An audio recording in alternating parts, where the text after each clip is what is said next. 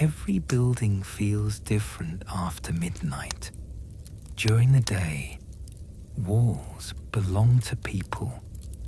At night, they belong to memory. Security guards know this better than anyone, because long after everyone leaves, someone still has to walk the halls.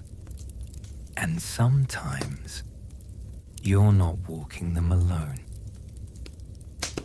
Daniel Reyes had been working night security for 6 months. The building was ordinary.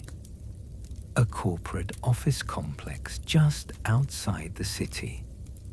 4 floors, glass lobby, carpeted hallways, and 1 basement. The basement wasn't used anymore.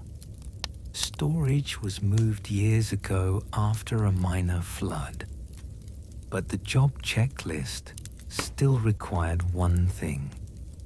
Check every door, every hour. 12:47 a.m. Daniel reached the basement stairwell. He never liked this part. Not because it was dark, because it was quiet in a way buildings shouldn't be. No vents, no distant traffic, no hum, just silence. He unlocked the stairwell and stepped down, footsteps on concrete. Halfway down, he heard something. A soft metallic click, like a door latch releasing. He froze. The basement door at the bottom was slowly swinging open. He stared at it. He knew he locked it last round. The air coming from inside was cold, too cold for an indoor level. He reached the bottom step. Hello, security. No answer. He pushed the door open. The basement lights flickered on. Rows of empty storage cages, concrete pillars, plastic sheets covering old equipment. Nothing unusual. Until he saw the logbook shelf. The building kept old maintenance records there. One binder was sitting on the floor. He picked it up. It fell open. And he frowned. A pen was clipped to the page. And a fresh entry was written. 1:02 a.m. Checked by D. Reyes. Daniel looked at his watch. 12:52 a.m. He hadn't done this round yet. Daniel reported it the next day. Management laughed it off. Probably wrote it yourself. Last shift. He didn't argue, but that night, he avoided the basement until 1:30 a.m.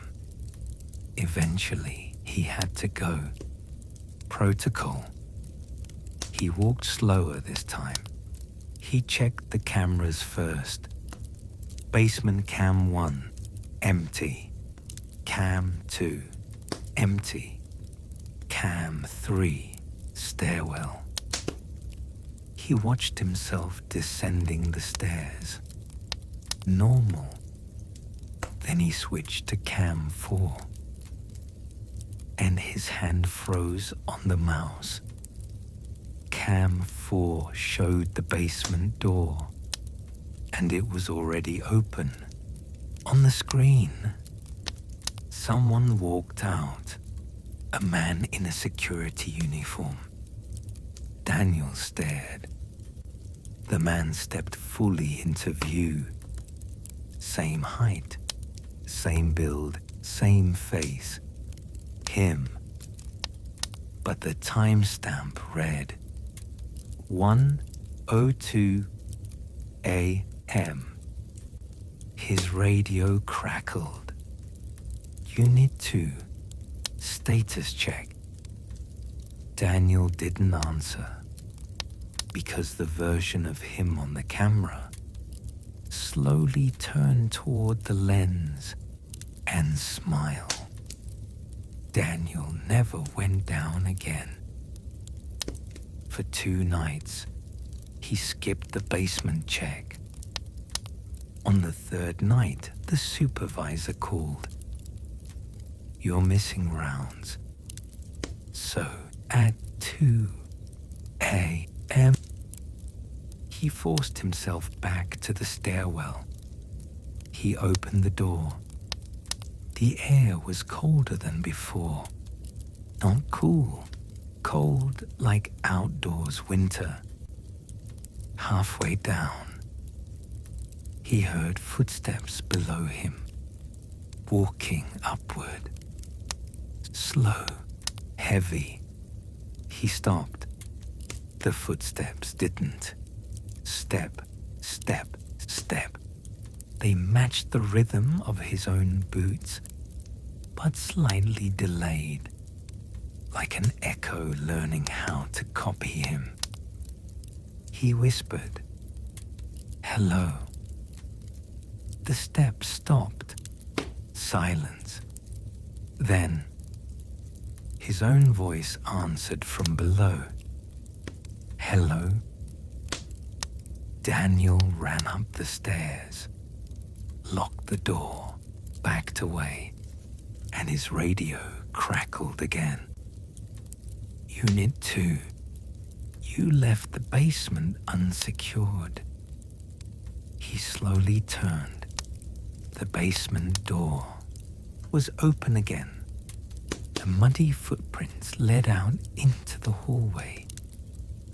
Only they weren't leaving. They were walking toward him.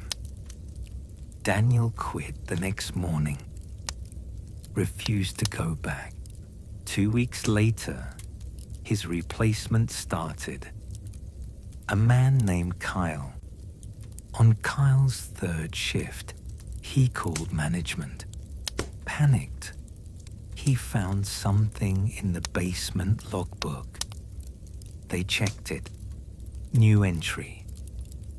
2:14 a.m. Checked by D. Reyes.